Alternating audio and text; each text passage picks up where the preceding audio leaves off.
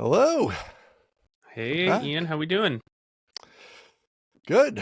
We got a lot of stuff to cover today, it looks like. I know it's mostly non-technical, but we'll see if we can sneak some technical in there. Oh, where do you want to start? Let's do Super Bowl update. Yes. I Super love Bowl I love being KC. right. It's one of my Woo! favorite things. It's You had great. the huge prediction. A huge prediction. Now we just need, manufacturing to come back to America, and that'll be the final I part mean, of my that's coming. prediction. Well, I think Apparently.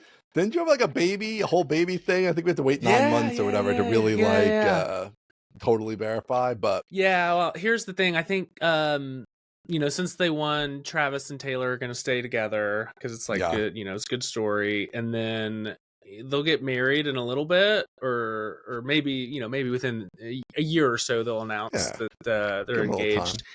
And then they'll get married, and then she'll have a baby, and then that's when the real renaissance begins. That's when the baby boom occurs. Yeah. So we're on track. We're on track. It's this was step one, is win the Super Bowl. I mean, that's like she's done a lot of traveling, like all the traveling to go to all these games she's gone to. It's kind of impressive. Like to do a concert in Japan and then fly all the way back. And I mean, obviously you're flying on a private jet, which helps. Yeah, but still, it's a pain in the ass. Like I wouldn't want to do it even with a private jet. I'd be annoyed. Like I would do it, but I'd be annoyed because it's like annoying. Like it's a long flight. You're tired. You just got off stage. Got to run to the airport. Yep. Just want to hang out. I know. She's just like us, for real. Yeah, she is just like us. It's great. Yeah, so I watched like the end of the fourth quarter and overtime. Okay. Yeah. Oh, it was wow. Exciting. Yeah. Tuned in for the end. Look at that. I love it. Yeah, it was fun.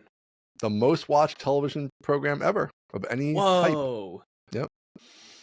No way. Do you have numbers? I think it was like 127 million or something like that. Holy crap. Bigger than Who Shot JR, if you could believe that. I can, because I don't know what that is. So what? You're from Dallas and you don't know about Who Shot JR? Yeah, we're not 100 years old, Ian. Come on. Of course I don't know about that. I know there's a show called Dallas. That's all I know. Who Shot JR, man? All right, just leave a comment if you know Who Shot JR. Let's go. Come on, people. No, there's Show Aaron that you're out there. No. Nobody under, I don't know how old you are, but nobody under 45 knows Who Shot. 47. Good call. Okay. But to be fair, I don't even know Who Shot JR. I just know that it was a thing when I was like 3 or 5 or whatever it was. Yeah, see, exactly. It was a big thing, though. All right, what else we got? We got a Planet Scale pricing page update. What do you got for us there? So we had a little commentary about that. I'm on paternity, so I don't have a lot of inside info. Right. But it sounds like you bullied them into updating their pricing page. I noticed that a couple of days back, even before you posted that they had changed it. I don't know if we have any updates on if it went well, but it's a very subtle change, and I like it. It's just like under the custom pricing now. It's like everything's the same. Under custom pricing, it's got like a starts at $3,000 a month. Like, all right, like there's at least a little indication that like we're here. We can handle big stuff. We've got our big boy pants on. Yeah, big boy pants. So I thought that was a very I thought it was a nice way to do it without getting into the whole like blow the whole thing up and try to redesign it or whatever. Like, I think that's a subtle but important little addition there. So hopefully it's working out well. When you get back, maybe you can give us. When I get back, I'll find out all the inside info and then probably not say it in this public podcast. But at least I'll know, and that'll feel good. The only part I care about is when my check shows up. That's all I care about. So you can just tell me the checks come in. They're very happy. Go ahead and tell you now that it's in the mail for sure. Definitely. Oh, okay, good. All right. Yeah, just make sure. Just definitely keep an eye out for it because it's for sure coming. So. Yeah. Is that all the mailbag we have? What about the email address that I don't have access to? No, I was just in there the other day and I didn't see anything, so I don't think there was any mail. But let me just check. Come on, people. Do it live. No mail. So you can. There was a little confusion some people had. Let me read that. It's mostlytechnicalpodcast at gmail.com. So I did have a fellow who had a problem with it because he thought it was mostly technical pod, which is what Twitter is. But the email is mostlytechnicalpodcast at gmail.com. So say hi to me. if we were really technical, we would get mail at mostlytechnical.com since we have the domain. But since we're since we're only mostly technical, we're using this Gmail address. I mean, anybody who's ever got time for that. No, anybody who's ever set that up knows you don't want any part of that. It's going to be miserable. I don't want to deal with it. Next topic. But next topic. Along those lines, I'm going to give away a very valuable idea here. And I hope Justin Jackson should just do this. Okay. And hopefully he's listening. But if he doesn't do it in Transistor, then somebody else should do it. I've always wanted like there needs to be some kind of podcast management aspect of things. Okay. And because every podcast is like reinventing the wheel. It's like you got Trello, or you got some other to-do app or whatever. You're trying to put topics together. And then the other thing everybody has to do is email. And it's like, I just want all this in Transistor. I want a little like knockoff Trello because I don't need all this Trello stuff. I just need like a list of topics. And I want them to accept emails and give me a list of the emails. And that can, whatever, maybe it's integrated with the topics, maybe it's not, whatever. But it's just all right there. It just comes with my podcast and my monthly subscription. It's like, boom, full podcast production right here. That's what I want. I mean, it's a pretty good idea. It's a good idea, right? I'm giving away good ideas on here. Yeah, that is a good idea. Good idea. You can make money on that idea. Project management for podcasts. Yeah. Episodes, basically. Every single podcast has the exact same issues. Like everybody's trying to keep notes somewhere. Everybody's trying to keep topics somewhere. Everybody's trying to answer customer, or listener feedback with some emails. Like everybody just sets up the same thing every time. It's all hodgepodge and kind of bogus. And I imagine booking guests is a nightmare. Booking guests, you could have a whole little like guest booking thing. Sure. I mean, I think there's a lot of like angles here. I mean, obviously you could get layer out even from that, like advertising or whatever, but even that's maybe that's sort of a whole different thing really. But even just within the project management scope, the topics, notes, scheduling guests, maybe like some guest like niceties, like when you schedule a guest, it like makes some kind of page for them. It like emails them reminders and it gives them here's the link and here's some notes that you could add in pre-flight checklist. Yeah, whatever, pre-flight checklist or whatever the topics for the show could be embedded in there. I think this is like a thing. This is great. This is a great idea. Build this thing. I'll buy it. $49 a month. Credit cards out. Let's go. Let's do it. That's a great idea. I know Arvid Kahl was working on like call-in voice like feedback, so you could call into a podcast. That's kind of interesting. But that's like a tiny slice of it. But yeah, this is I like this idea. It's a good idea. It's a good idea. Should we do this? Should we not publish this episode? Should we do it? Should we do this for ourselves? Yeah. We're gonna have to put this one in the can. Great idea. We'll have to get back to Dave and see if we have to edit this part out. Yeah, because I'm sure we both have time to build a SaaS right now. You have no time for anything. You already have 14 projects and everything else going on. I'm cutting scope, so you need to cut scope. This one's all you. Yeah. Plus, I really kind of would prefer it. I mean, part of the reason I've never done it, in addition to I have no time, but also, I mean, I've had literally since my last podcast, I had this idea and I wanted this back then. And I just figured somebody's going to do this because podcasting is getting big.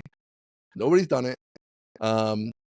But it really should be in Transistor. Like I hope Justin builds it should because I wanted to just be in there. It's like whatever, have a VIP tier, whatever, some other tier. We pay an extra $20 a month or $30, whatever it is, and then all my podcast stuff is together and it's one-stop shop. Yeah, I think that would be cool. But if they don't want to build it, then somebody out there in the listeners should build it, and we can be the first customers, and we will support them. And that'll be good for the show too, even if we don't build it ourselves. That's right. It'll come out of the show. Like that. That's great. Take credit. What's better than taking credit? Nothing is better the money. Than credit. I'd rather take credit than money. Absolutely. I want the credit. Yes. There we go. That's all that matters. I fully agree. That's all that matters? Yeah. I want the street cred. I'm not going to grind away on a SaaS for 5 years when I could just get credit for having a good idea. That's what I want. I want the credit. That's what I'm here for. All right, what's next? Topics. You mentioned this after the show, so we'll touch on it quick. I don't know if anybody out there's seen, but I have a Invisalign. If you don't know what a Invisalign is, it's braces for adults, I guess you'd say. Where it's like after the last show, I was like, "Hey, are we talking about this? Do you have Invisalign?" You're like, "I've had it for 6 weeks." So Invisa, it's very much Invisa. So tell me, how did this happen?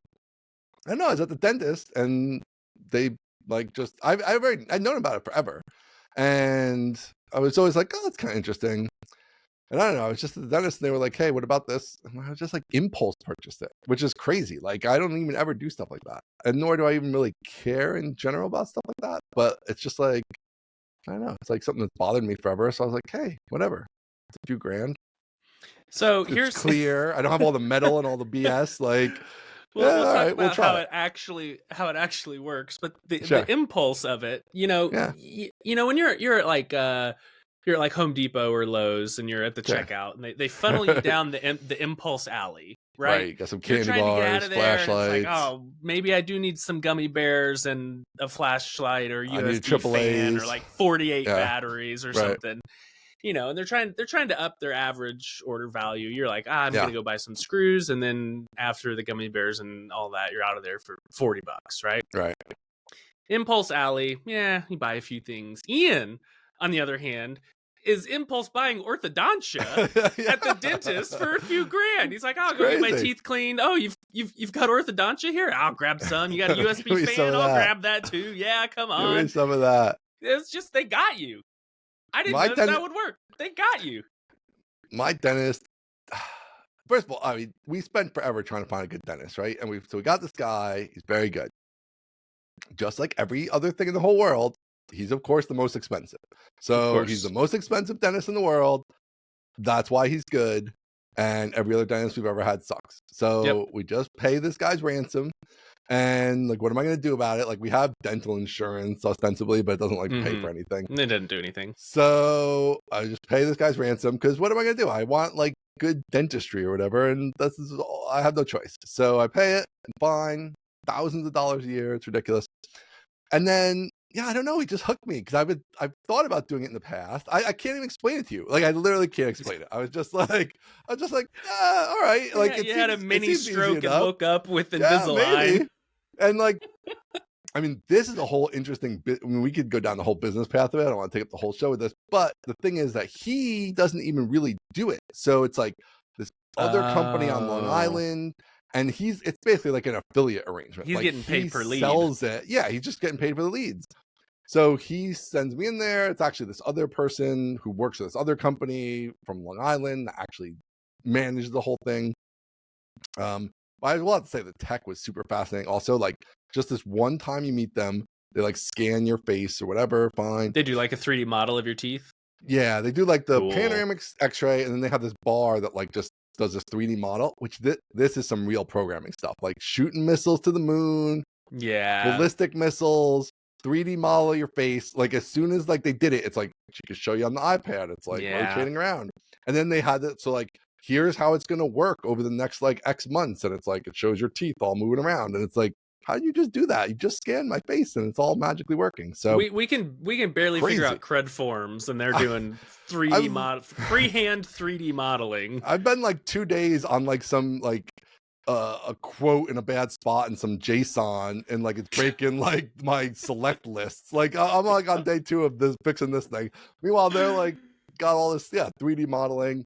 And then they turn the 3D model into your whole program of these little plastic retainers, basically, that go over your teeth. Like they just print them all at once from day 1 through the last day, and they just ship them to you. And I have the whole thing right there. And it's like every week you put in the next one. So it's really fascinating to see all the weeks, because it's like, oh, look at your teeth get a little straighter in these little plastic molds every week. And before you could put the retainer in, they have this app that you connect to. You scan your face with the app, and like there's some central Borg that is like reviews it to make sure you're on pace. And they're like, okay, you've been doing a good job, so you can move to the next week. So every week so far, I've been able to move to the next week. Oh, congrats! That's awesome. But yeah, it was supposed to be 8 months. Initially, they said 8 months. Then after, I guess it went off and got fine tuned before they actually printed them. It's only going to be 5 months. And I'm already on like week 7. So overachiever. Yeah, we're moving along here. That's my teeth great. Are gonna be so incredibly straight. It's going to be unbelievable. Yeah. That's cool. So this is like the ultimate business. It sounds like a lot of startup costs to figure all that stuff out. But now it's just like scan and let the computer do everything else. I think so. Yeah. And then there's this like this app, which seems to be not even their app, like it's like some service that does this for even stuff beyond Invisalign. So like, okay, all the Invisalign people use this, but then I get the impression, because it's not like labeled Invisalign or anything, it's like generic, and that maybe there's even dentists who use it for like just regular braces to like review progress or something like that. I don't know. Amazing. All my kids have had braces and none of them have ever had an app, so I don't know who's using this thing, but somebody's using this big central app that checks your scans every week and makes sure you can go on to the next set of whatever you're doing. But yeah, it's really kind of cool. It's like this whole business, and I mean, obviously, I don't know if you have this. I have a big thing with like the physical world. It's like we have all this digital world business, but like a physical world business, that's, and this is like the melding. It's like, oh, it's like virtual and 3D models, but then like out of that pops these physical world pieces of plastic that get mailed to me. Super cool. I could shove them in my mouth. Like, how great is that? So I've been fascinated by this whole process. Yeah, and then so that's kind of it. So far, so good. If you're thinking about Invisalign, I would say highly recommended. I've been super impressed with it, and it hasn't been too much of a hassle, more than Has it been painful? Not really. Like initially, it was a little bit, not like serious pain at all, but like sensitive. I would call it more like sensitive. But now it's actually like really fine. Like the first day you put the new ones in, it's maybe a little bit tight, but no big deal. Like it doesn't keep me awake. I don't need like Advil or anything. Like it's totally fine. And that's it. And you just like, the main thing is you gotta leave them in all the time. And I think people get off with like leaving them out a lot. And if you leave them out a lot, then you're gonna mess up your progress or whatever, blah blah. So you're not gonna pass the Sunday check on the app. The inspections, so I just leave them in, like pop them out. I mean, so here's this whole other thing. Part of this is like I've lost like 6 pounds from Invisalign. Like they should put that on the thing, because it's like, because you don't want to pop them out to eat. Yeah, it's like, okay, like I ate dinner, I go brush my teeth and put them in, and then like you're done. Like I'm not going to go grab anything. I'm going through all that again. No way. Because like to pull them out and get all dirty or whatever. So right there, like literally just from that, it's like you're down 6 pounds. So that's awesome. Maybe I should get Invisalign. Get Invisalign. Your teeth are pretty straight, I think, but still. Oh yeah, but I could lose some weight. Just do it. Yeah, just for the weight. Just buy a retainer. There's no other way to lose weight, by the way. Yeah, there's no other way. You can't do it. But yeah, just go buy one of those retainers. Like they use for football or whatever, the ones you can like mold yourself. Like mold your own retainer and then just wear it all the time and just be like, nah, I can't take this out. Extremely normal thing to do. But I'm already pretty normal, so that I don't think that would be that out of character. Well, you're getting you got a list of some things here. You're trying some other stuff. So man, I'm trying a bunch of stuff. On the list. Yeah. There's all sorts of stuff I'm trying. I'm all over the place right now, man. Yeah. Well, we'll get to that. Give me these you have on here, adorable dad stories. That's what I need man, next. I went to my first like dad's breakfast at school last week. It's for that's a big one. Yeah, so the two, I guess they're like 2.5. The 2.5-year-olds go to this, school. They go to Mother's Day out 3 days a week. And there was a Super Bowl themed dad's breakfast. And I went, and it was really fun. Like the thing was stupid. Like the Super Bowl theme, and then like it was just so poorly planned. The pastor got up there and tried to like preach for like 20 minutes to the dads, and it's a room full of 2-year-olds. Nobody's listening. Like the play. Yeah. No, I'm like, what are you doing? I have no idea what he talked about. Right. But like, the kids got donuts and we took a picture, and I walked them to their classroom, which I rarely ever do. I mean, the au pair drives them to school because I'm off at work usually, and so I walked them to their classroom, and it was really, really fun, and I felt like this is like real dad stuff, like going to school for Dad's Day. Yeah, and I like it those. Was great. I love when you get these the early dad, the little school things, or like some kind of dance, or oh man, when you get to that stuff, or are you? So I was a big photography dad. Like I had a camera in everybody's face all the time. Are you a camera in the face guy? Are you a real camera guy with the kids yet? Or are you just sticking with the iPhone, or what are you doing? Just iPhone, yeah. Okay. I think Jennifer and I both end up taking a lot of pictures. Yeah. Yeah, especially like when we're doing things out on walks, or like I took a bunch of pictures at this breakfast of them. I, Yeah. asked some stranger to take a picture of all three of us, me and the two kids, and Yeah. very much photos all the time. And then they just all get funneled into Google Photos, and so they're all tagged and facial Right. recognition, and Jennifer and I Yeah. are both logged into the same Google Photos, so we all see all the photos, and it's just like, it's awesome. Builds Apple has a similar thing, but like, yeah, Yeah. builds memory videos and Yeah, whatever, which exactly. is And really at some cool. point I keep telling myself we'll make a book every year of like all the Should make the photos. books for sure. Yeah, I I do the know. books. Oh, we talked about that, yeah. But We did. We talked the about books are hiring great. a VA to do it for I still us. haven't done that. I tried. I looked. I Yeah, couldn't me find either. one really, but yes, that's definitely the books are great. I even think that you have a lot going on right now, so maybe not right at this moment, but I do think the high quality photos, like an actual camera, Yeah.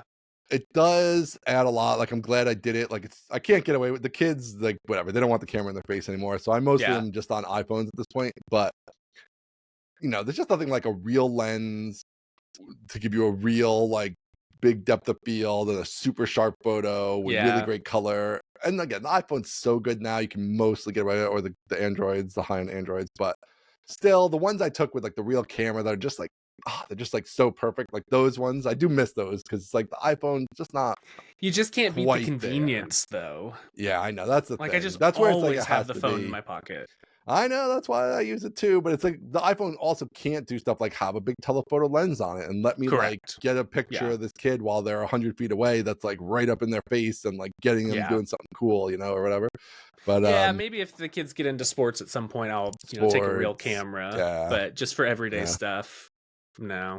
yeah. I'm not gonna be the hipster dad that walks around with like a camera over his shoulder all the time. Get the other thing is gotta get the videos. Get the videos. Yeah, I'm The trying to take videos as are like the many. most popular. Yeah, get the I'm videos. trying Like to my take as daughter's always watching many them. and as long of videos as I Yeah, can. The yeah, problem right now is they just come around and are like, "Let me see," and I'm like, "Well, you were the subject of the video, and now yeah. I'm filming your empty room, and so Right. I got to Yeah, kind of do it yeah. on the sly."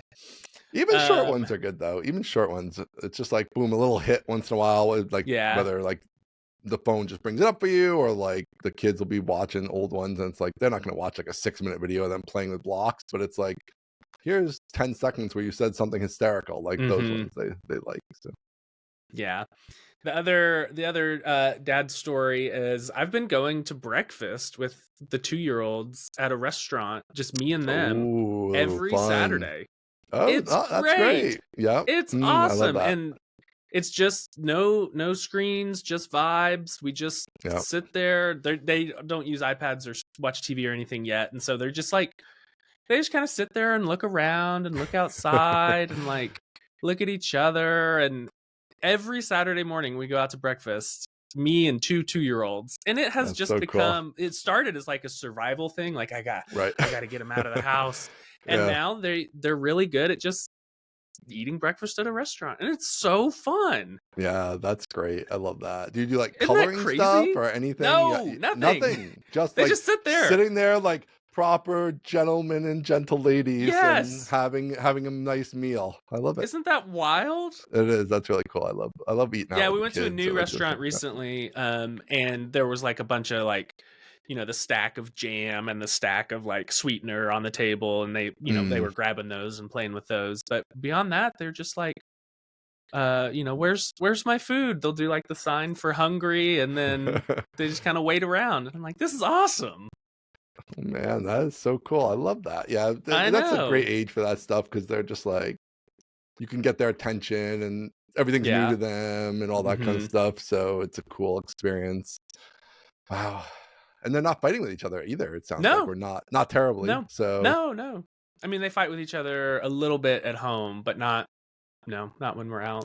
Well, this is a big thing we've always done. Again, mostly out of survival and requirements, but I think it works out really nice. Is just to peel off, with one, or in your, may not even be practical with you for one, but at least two, and kind of just break up the crew a little bit, give everybody a little alone time with one of the adults, and just change the dynamic a little bit rather than everybody going out to eat and babies Yeah. are crying and Yes. whatever, Exactly. parents are stressed and whatever. If you could just be like, no, we're just going to take one of you to go do the one thing you like, or the two of you Yeah. at this stage probably still to go do something fun that, the big kids can do and leave the Mhm. babies home. And that's a fun excursion.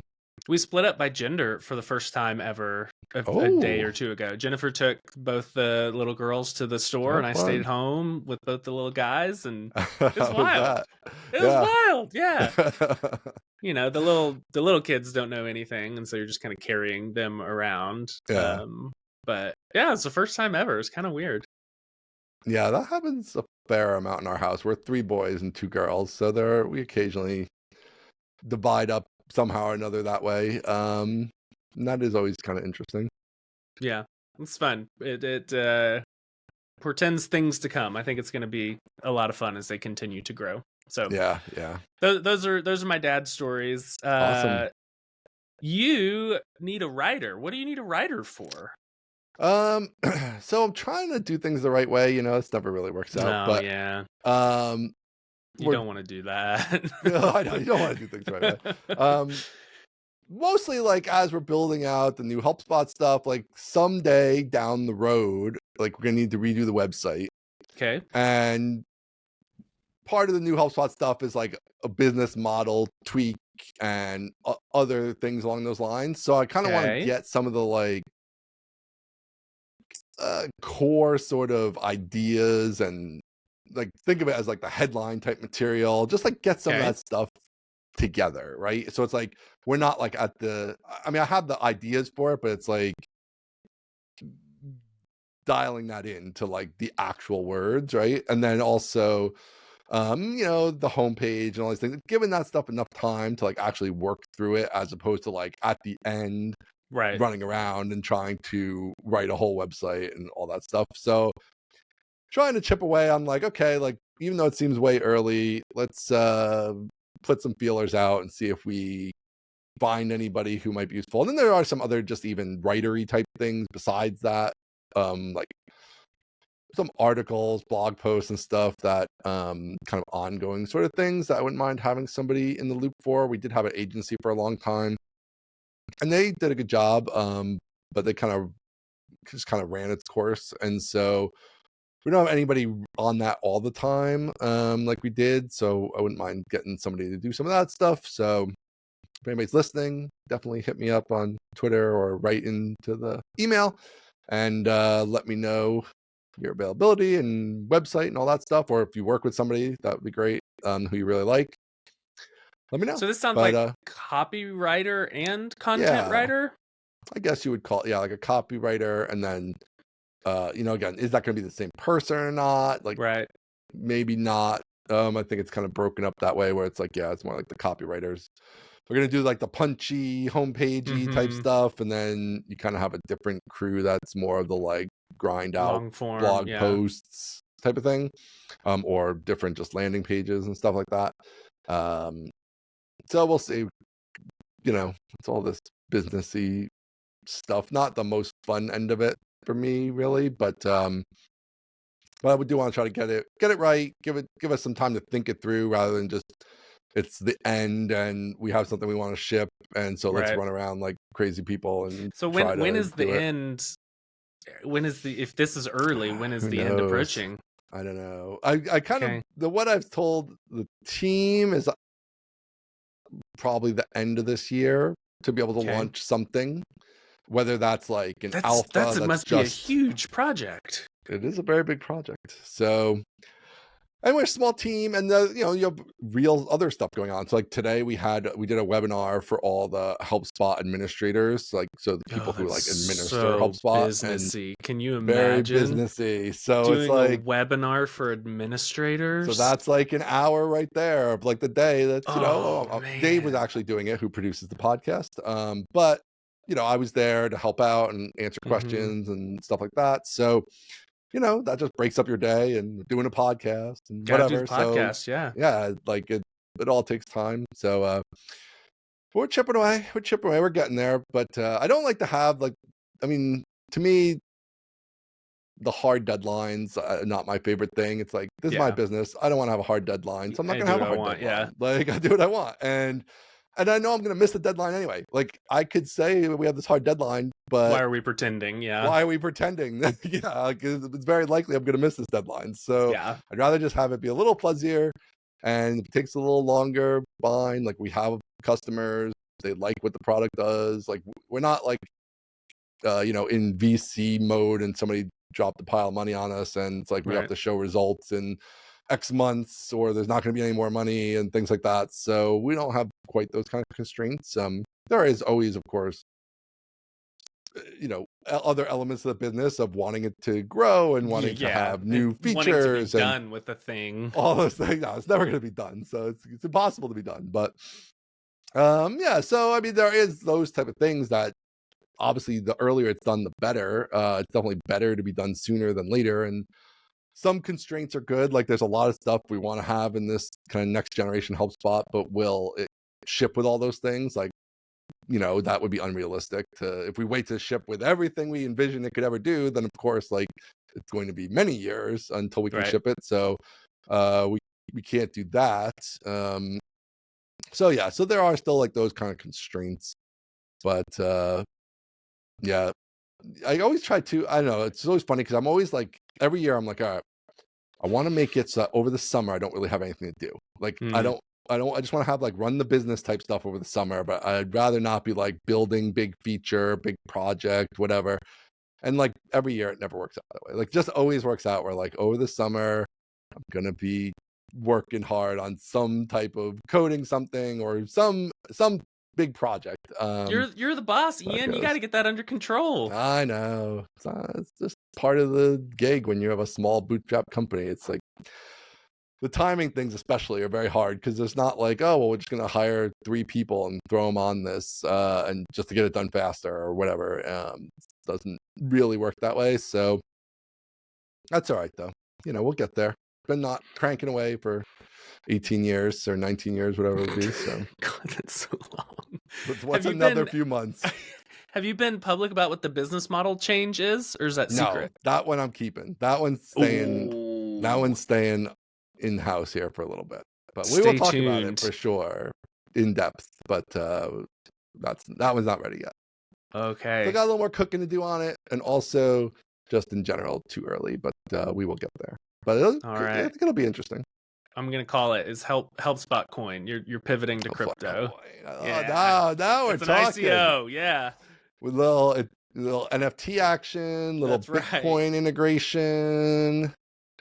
Maybe I wonder what it is if you're keeping it so close.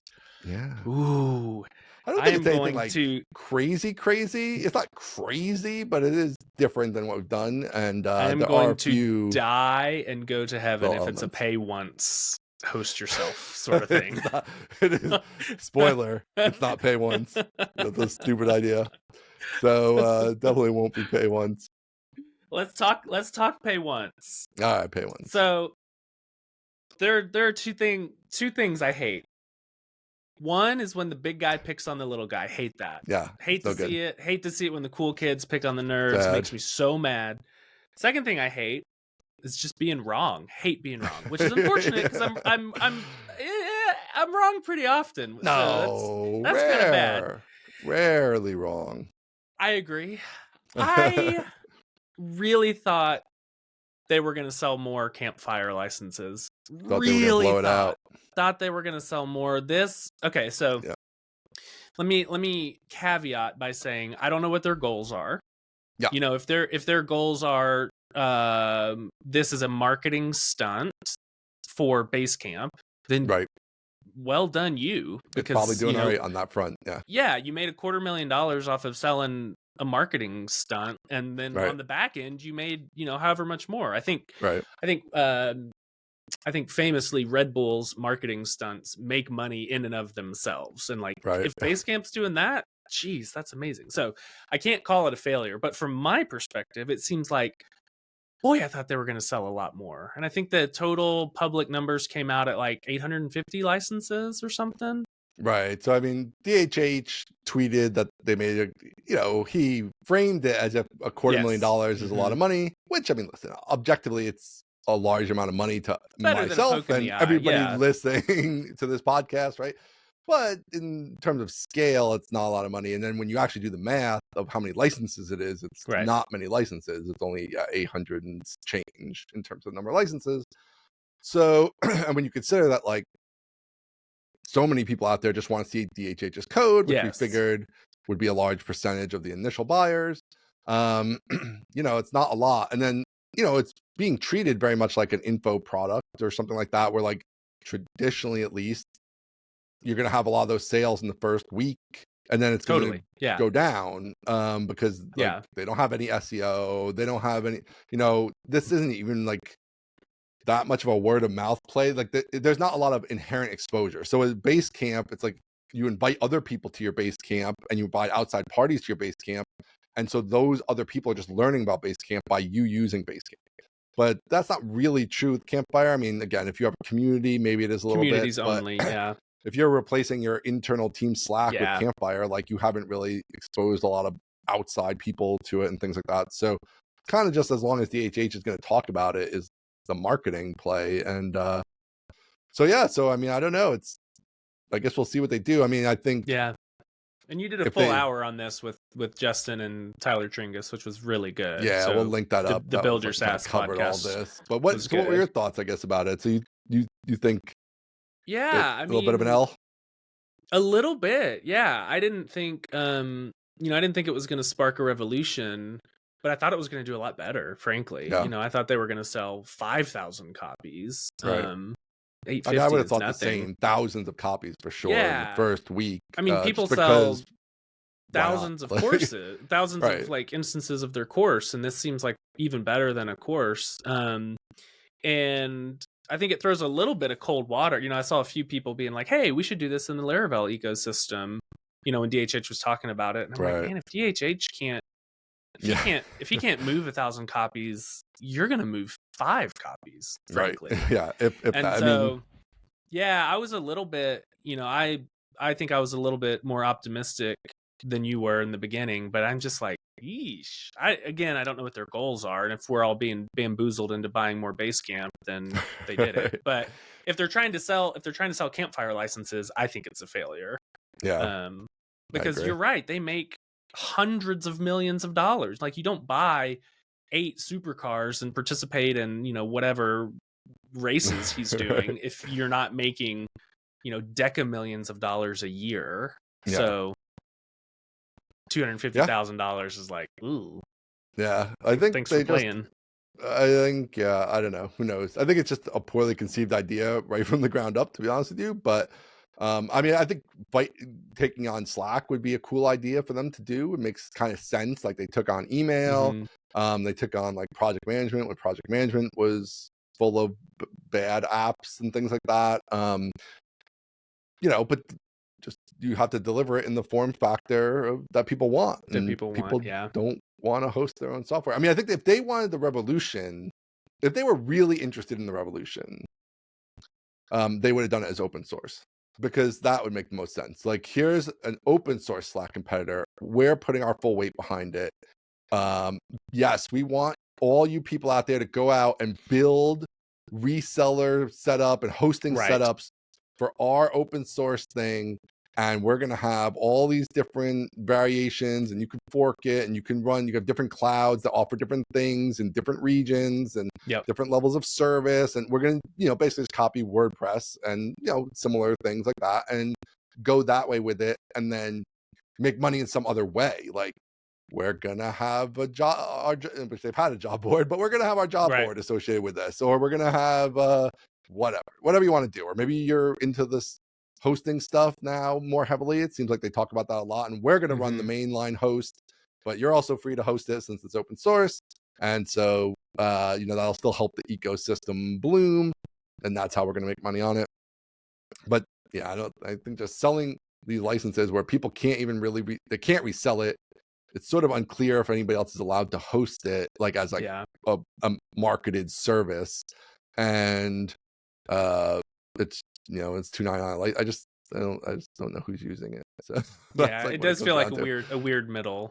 So Yeah. I'll be curious to see what they do over time with it. If it just fades Yeah. away, they probably spent $1 million on once.com, the domain, Oh, right? for sure. Yeah, that's at least, I would say, at least $1 million. And so you gotta think there's a plan in place, and that this is not the final fruition of that plan. Yeah, I mean, it seems like they have more products, so I guess maybe they're going to do other things. Like, I wouldn't be Yeah, shocked if they had a help desk. That would be logical. I wouldn't be surprised if they had. Um, could they do? Well, see, I don't know. It's sort of weird. Like they didn't. They don't believe in this enough to do the base camp ones, right? Like, there's not no, going to be a base camp ones. So right there, the whole thing's a little bit fishy. Like, if this was like the revolution and people are tired of paying SaaS providers, like you absorb hundreds of millions of dollars from the ecosystem as a SaaS provider. right? So then why are you doing that? Like, you should just have a base camp ones, right? So I very much doubt they're going to do that. Who knows? I could see them doing anything, but we'll see. Maybe they'll hit one where like it all lines up, or maybe they'll pivot, which would make sense. Like, let people resell it, let people Yeah, host it, really encourage that, and that might be something potentially. Then, what do you think about? I've seen a lot of people in my like kind of circles who also just think that just the product itself isn't really up to snuff in terms of like the design is like super bare bones, and obviously it doesn't have integrations and things, which is a huge right. part of what people use Slack for. Which I think DHH said that's coming, so I guess we'll see about that. But presumably, like, the design's going to stay very bare bones and things like that. So I don't know. What do Yeah. you think about that? Like, just the product itself, people are not desirable of it. That it doesn't. Yeah, the 37 design. Signals design aesthetic has never really struck me as very high quality. Trying not to be offensive, but it always struck me as like a little bit like cartoonish or toyish. Yeah. Like the hey email, I look at it and I'm like, this feels a little bit like something I would have done, Right. and not something that like in a bad way. Right? Yeah, in a bad way. That's a bad thing. Right. I'm very proud of myself in most areas, but not design. It doesn't feel like something Tailwind Labs would have put together. Right. And I think, again, I appreciate that exists, because I feel like the Cybertruck has to exist and different designs have to exist, because that's better for the ecosystem, for there to be different stuff and not all Tailwind UI. Yeah. So I look at the design of what's it called, Campfire, and I'm like, not for me. Like, I don't super love it. Right. But I haven't seen a lot of talk about the actual functionality, and that's another thing, is I don't see people talking about running Campfire. I really haven't seen anybody. I think the one guy who DHH has been like retweeting, but besides him, I don't think I've seen anybody. Yeah, I think Daniel Vassallo switched it over for the small bets community, of which I'm a part. So maybe I need to log in and check it out, give it a test drive. So I don't really have anything to say because nobody's using it. It's kind of already it's over. Yeah, that's it. That's the end of the segment. I do have a little pivot on that segment. Let's take a little angle here. Rather than just we'll do something useful out of this, which is, if you're like the kind of bootstrapper dev getting started with building a business of some type, I actually think one of the great principles, which you can find in like the 37 Signal stuff and my own stuff, I would say, they don't present it this way, but is their design. Yeah, I don't really care for their design, like aesthetically, right? But I think it's so important to realize how inconsequential that is. Like, it's irrelevant. True. So people get all caught up with like, I want everything to be perfect, and like I'm following designers on Twitter and look at there's magical interactions and things are floating around the screen and it's bulging and whatever. Like, and it's a bunch of stuff I don't know how to do, and I'm going to try to do it. And you're trying to match it, you can't make it work, and then it takes you down a path of that for weeks, right? And it's literally totally irrelevant. Like, does not matter, especially for a B2B app. It's just nobody cares. Nobody's buying based on that. Every B2B app out there, all the huge B2B apps are horrific, like way worse than anything Oh, if 37 you Signals has ever ever logged into done. Salesforce, And right, any of those type of things, it's yeah. just eye bleed level of horrible UX and UI. So that's one of my big takeaways always. It's like that I even have to remind myself, because like I'm on Twitter and I'm following people and they're all doing all this. It's all cool and beautiful and like, but that's not going to make you any money. Like nobody's ever made any money with that. And how many apps have we all seen that are like, oh look, it was so beautiful, it was awesome, Beautiful and like failures, yes. gone, right? You know, never hear from it again. So you got to kind of try to push that stuff out of your brain and be like, all right, what does like the product actually do? Do people value that? And like stay focused on those things. And that's way more important than how it looks or all that stuff. And yeah, and that's why like the Tailwind UI and things like that are great, because it's like, yeah, you know what? Just go use Tailwind UI. Yes, just copy paste those things out. And move Don't on. worry, it looks like every other app, because that's only true of you, dev on Twitter, that you know 10 other apps that use Tailwind UI. That's not true of Bob, who works at XYZ Inc., who never seen this thing before, will never see it again. Your app is unique to him, and that's great. So yeah, so I wouldn't it's hard. I saw a VC backed auth company, so they do auth as a service, which we've done a segment on before, right? They have 8 designers. Exactly. And I'm like, what are they all do? It's all just like post up on, as far as I can tell, it's like literally like that's the play. It's like post up on Twitter, to get the name on Twitter, to get these customers who are like not the best kind of customers, to be honest with you, like devs and like people like that aren't really the best customers. And then yeah, and then even inside the apps, like I was actually in Vercel for the first time not long ago, and as far as I am aware, Vercel has 400 designers. Like it just seems like everybody works at Vercel, right? Everybody does work at Vercel. And I went into Vercel, and even in there, I'm like, what are all these designers doing? Like it's just a blank white screen with some lists, with some like horrific UX, where like everything starts halfway down the page, like you have to scroll to everything, like.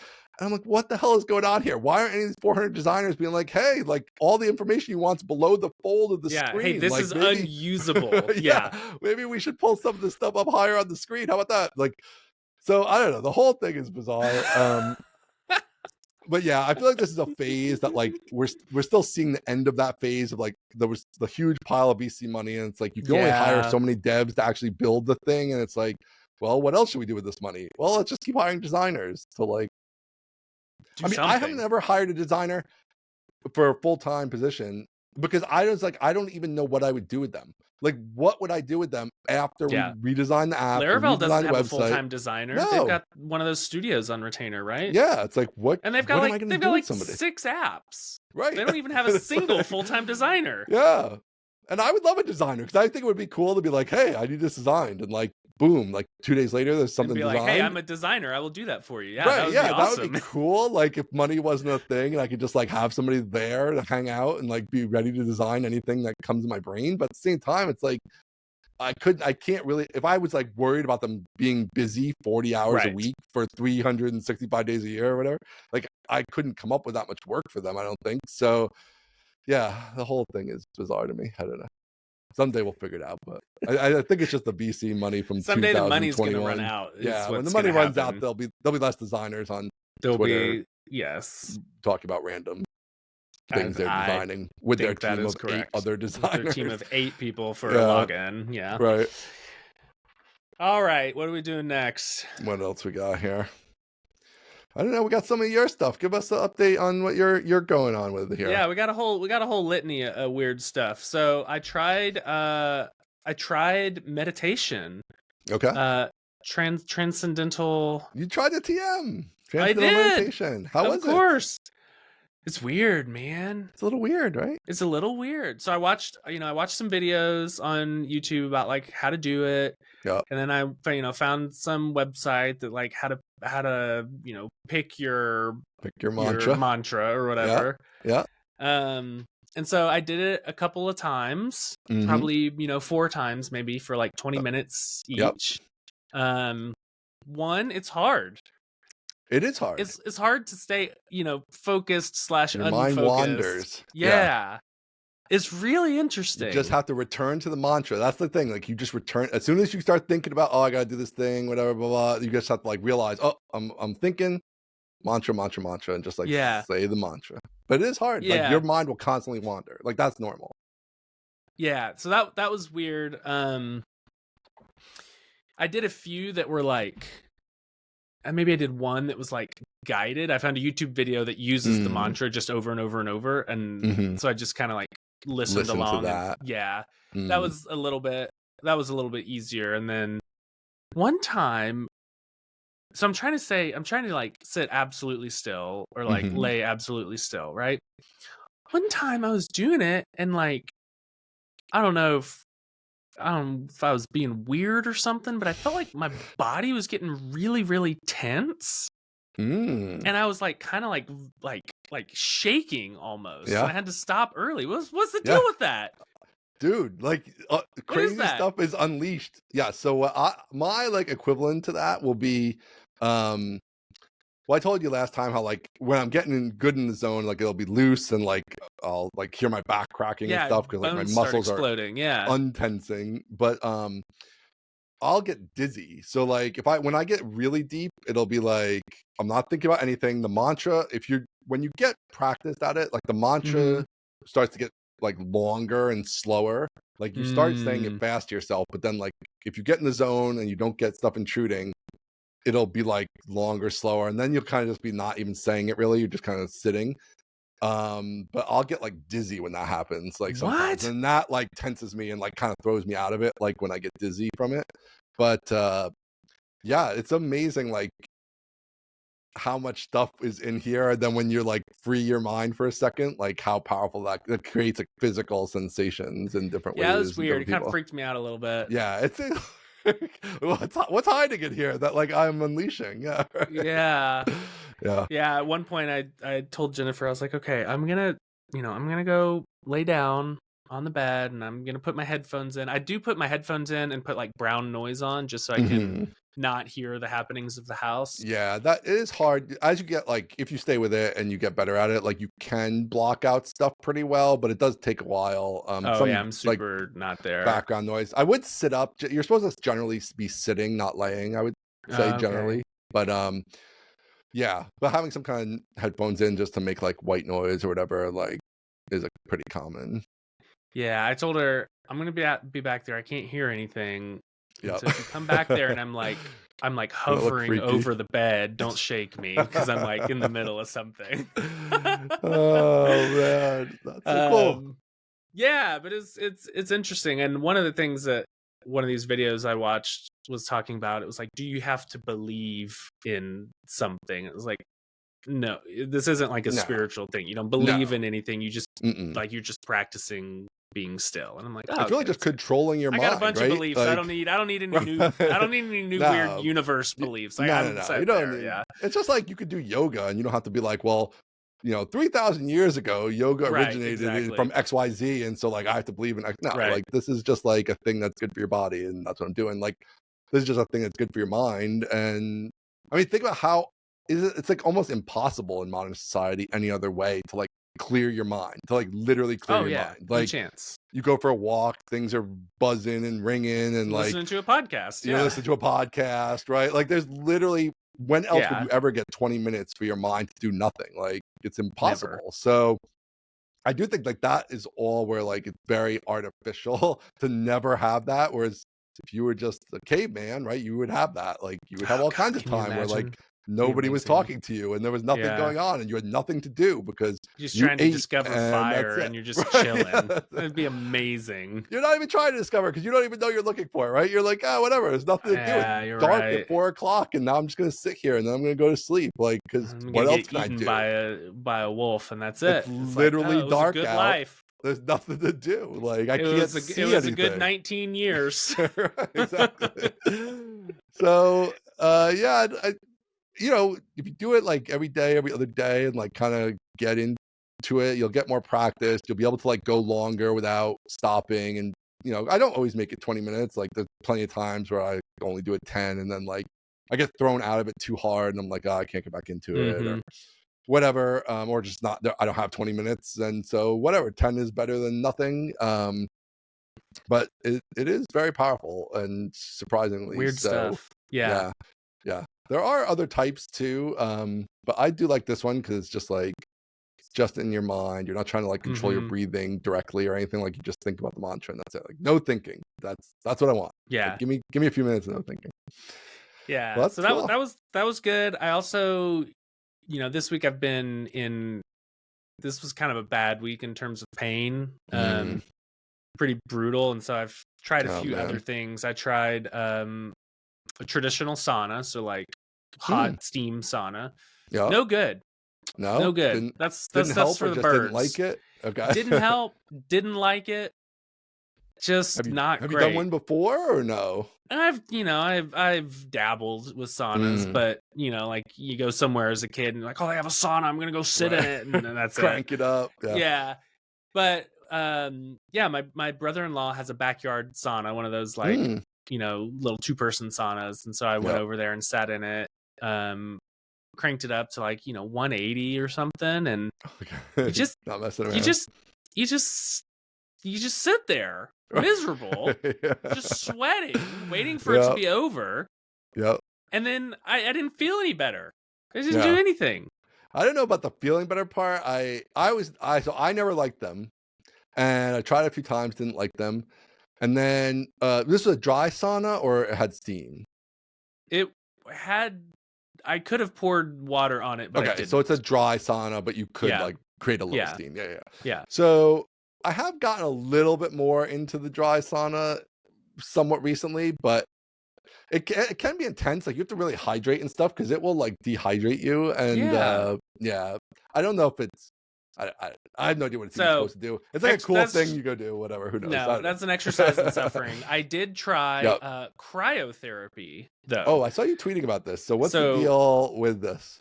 Yeah, so cryotherapy. I tried to do an ice bath here at the house and was very cold. Much to my surprise, I was quite cold. And so I finished the ice bath with a hot bath, and then I got out and felt terrible. Like every single joint felt like it was gonna explode, and I just like broke down. So that was not great, not a good idea.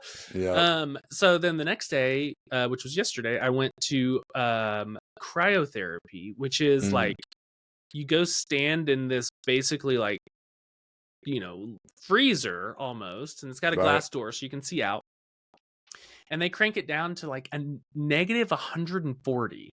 Okay. Yeah, and this is on beginner mode. There's like an advanced mode that's like negative 180 or something. Holy cow. And they give you a pair of shorts and socks and gloves, and then like a mask to cover your nose, mouth, and ears. And then you go stand in this thing for 3 minutes, and they crank it down. Is your head in there? Like, are your whole body in there? I feel So like in I've this seen one, my ones where whole your body head is out. Yeah, this one your whole body is in there, which is why they give you the covering for your ears, nose, and mouth. And you just stand in there, freezing, freezing, That's and very cold. I was pleasantly surprised that I think I actually felt some immediate relief. And even today, I feel a lot better in terms of like joint pain. And so I don't know, they'll have all these like these claims, but my general theory is like cold is good for swelling.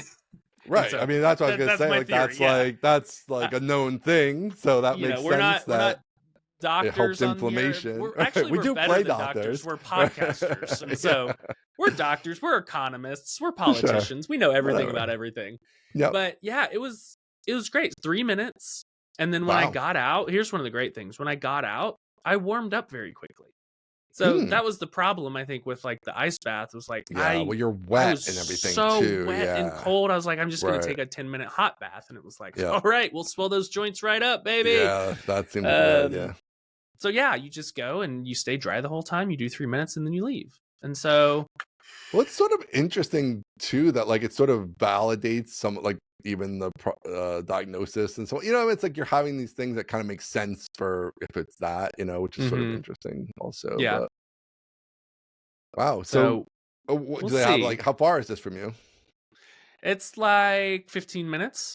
Yeah. So this is like the nice part about living in a big city is like you just have access to every weirdo thing, like exactly. Yeah. that you would never think you'd need, but then you do, and Yes. it's like, oh, it's 15 minutes away. Well, that's And not a big deal. this place has infrared sauna, so you can do that, which is like much lower temperature, but still like, I don't know, heats you up, but it's not 180, whatever that is. And then they've got this wacky stuff like you can get an IV of vitamins, and I'm like, I don't know if I want to get my IV done at this little strip mall, this little eye cryo. And then they've got like compression therapy. You put these things on your arms and legs, and it like squeezes. It's supposed to do something with your lymph nodes. Who knows? It's all woo. Yeah, it's all woo woo. That's way woo. Yeah. And then they have like a red light bed, which is supposed to like, I don't even remember, it's something stupid about your mitochondria. I'm like, are you sure? Are you sure about that? Well, it's like, I don't know. I'll go back. I'll definitely go back. Yeah, I mean, whenever you have these things where you're experimenting, I think you do have to try to like not do too much at once, because then it's like, well, I did the vitamin shot and I did this other thing, and like, who knows? It's like if you have something, and then now you have something that kind of worked, so it's like, you can kind of stay with that a bit, and do that a few times, and like see if that continues to work. If you do it twice a week or whatever, I don't know what frequency would be, but and then just try to take care of your like mental health with the whole thing, which is like, whether it's meditation or getting enough rest or whatever, so that you can deal with like 4 kids and a job and pain and all that stuff. Trying to keep that all together. It's a lot. Boy, you're telling me. Plus, you and I are starting this SaaS for podcasters. Plus, we're starting who's got the a new time? business. Yeah, it's probably a good idea. Man. All right, we'll save the other one. I haven't gone caffeine free yet, so I don't have much to report, but it's on the table. Yeah, and I think big diet changes are on the table, and so after they come, we can talk about those. But the diet changes aren't happening yet because today for the listeners, but tomorrow, February 14th, is my birthday, and I'm not going to go on a diet on my birthday. Ooh, yay! No Happy freaking birthday. way! I'm going to be eating pizza and cupcakes and just suffering, but at least it's my birthday. Rodeo. Yeah, exactly. That's awesome. Yeah, it's our 30th birthday anniversary, which I think we talked about. Yeah. So we're doing a night away, and that'll be fun. We'll be also celebrating your birthday. We will have a drink in your honor. I appreciate that. Have two for me. 2 drinks, sure. Yeah. Tell the boss I said so. Yeah. Yeah, there you go. So so that'll be fun. All that stuff's super hard too. Like, so it's gonna take a while. It's gonna be, it's a roller coaster, all those things, but we'll be interested to hear how you do. We'll get there. You get there. What's going on with like screencasting and all that stuff? Like, is it rolling along? It's rolling along. Still making sales. Yeah. Cool. I've got big plans for my reemergence into the public sphere, but at this point, I'm doing everything I can to not do anything. Yeah, that's the play right now, I think. Yeah. For sure. I told Jennifer at some point it would be, I think it is really tempting, and I think it would be a huge mistake to take this paternity and be like, I'm just gonna grind based on where I am physically. And so that is my natural state, is like, I've got time, I can do stuff, I can build this with stuff. Yeah. And so I'm having, it's kind of tough, but I think it'll pay off long term to recover a little bit. So it still makes sales though, which is awesome. That's awesome. That's great. Stuff's happening, which on its own, and every day the search engine ranks get a little better and all that, so like stuff is improving even. And I just saw somebody tweeting about it the other day actually, so it's still like out there, and that's awesome. Yeah, and this is actually could be a huge opportunity for you to take some time and get this health stuff at least identified fully, and figure out what helps here and there, and like getting that stuff organized now is huge, because like my health stuff I had while I was starting my business and things like that were like, I'm trying to do that while grinding 70 hours a week, and it's like impossible and just takes years, and it's never the right time to stop and try something or whatever. So like it kind of works out nicely that way to do that. And just enjoy the time with the kids, because like pretty soon you'll be back at work, and I know they grow up so fast, it's like it's don't amazing. Tell me that. Yeah, it's crazy. So all right, well, that sounds good. We got anything else, or I don't We think good? so. All right. I think that's it. All right. Well, thanks everybody for hanging out with us. Check us out, mostlytechnical.com, mostlytechpod on the Twitter, and mostlytechnicalpodcast at gmail.com. Make sure to comment, subscribe, tell your friends, all that's good internet-y stuff. And we'll be back next week. Later. See ya.